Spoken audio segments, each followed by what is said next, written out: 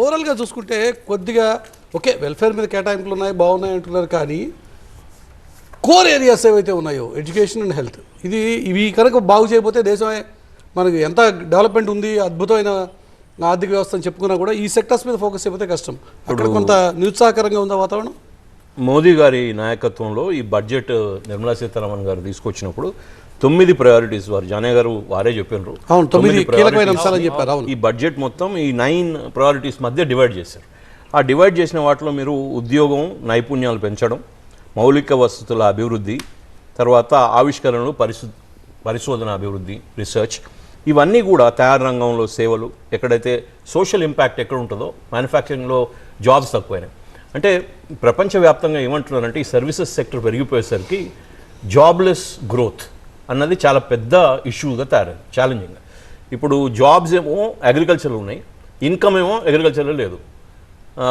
సర్వీసెస్లో జాబ్స్ తక్కువ ఉన్నాయి, ఇన్కమ్ ఎక్కువ ఉంది.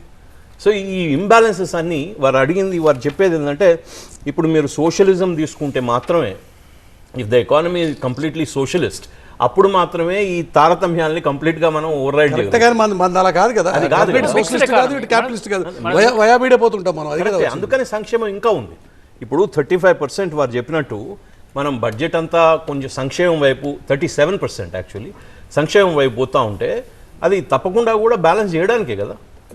అయితే నేనేమంటున్నా అంటే జినీ కోఎఫిషియంట్ అని ఉంటుంది, ఇన్ఈక్వాలిటీ ఇండికేటర్ 35.5 మనది.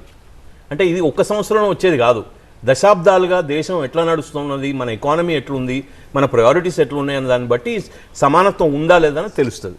కాబట్టి ఇప్పుడు మీరు ఒక ఎగ్జాంపుల్ తీసుకోండి, గ్రామీణాభివృద్ధికి 2.66 lakh crores 2.66 లక్షల కోట్లు దానికి అవుట్లే ఇవ్వడం జరిగింది. మీరు అట్లనే స్కిల్స్ తీసుకుంటే దగ్గర మీకు 25,000 crores స్కిల్స్ కోసం పెట్టడం జరిగింది. అట్లా అంటే ప్రయారిటీస్ తప్పకుండా ఉన్నాయి. ఈ 9 ప్రయారిటీస్లో సగానికంటే ఎక్కువ సోషల్ ఏరియాలో ఎంపవర్మెంట్ కోసం. కానీ కోర్ ఏరియాస్ ఏవైతే జానీ గారు రైట్ చేశారు, ఎడ్యుకేషన్ అండ్ హెల్త్, ఈ ఇష్యూలో ఎడ్యుకేషన్కి సంబంధించి ఆల్రెడీ ఉన్న ఇన్ఈక్వాలిటీ మనకి ఇక్కడ స్పష్టంగా కనబడుతుంది. అట్ ది సేమ్ టైం హెల్త్లో కూడా వైపు మనకి వయోవృద్ధుల సంఖ్య పెరుగుతుంది. వృద్ధుల సంఖ్య పెరుగుతున్నప్పుడు హెల్త్ ఇన్సూరెన్స్ లాంటి ఇష్యూస్ లేకపోతే హెల్త్కి సంబంధించిన ప్రొడక్షన్స్ పెరగాల్సినటువంటి అవసరం. కోవిడ్ తర్వాత ఇంతకుముందు సార్ కూడా ఆ విషయాన్ని ప్రస్తావించి వెళ్ళారు. ఆ ఇష్యూస్ మీద ఎందుకో ఫోకస్ మిస్ అవ్వలేదా, క్లియర్గా అక్కడ కనిపించట్లేదు? అంటే తప్పకుండా కూడా దీన్ని రివ్యూ చేయాల్సిన అవసరం ఉంది ఈ పాయింట్ని. ఎందుకంటే వైద్య విషయంలో ఈ బడ్జెట్లో చాలా పెద్ద అలొకేషన్స్ అయితే కనబడట్లేదు, అది కనబడటం లేదు. మేబీ బడ్జెట్ కాపీ వచ్చినాక మనం చూడాలి అదేమన్నా సెక్టరల్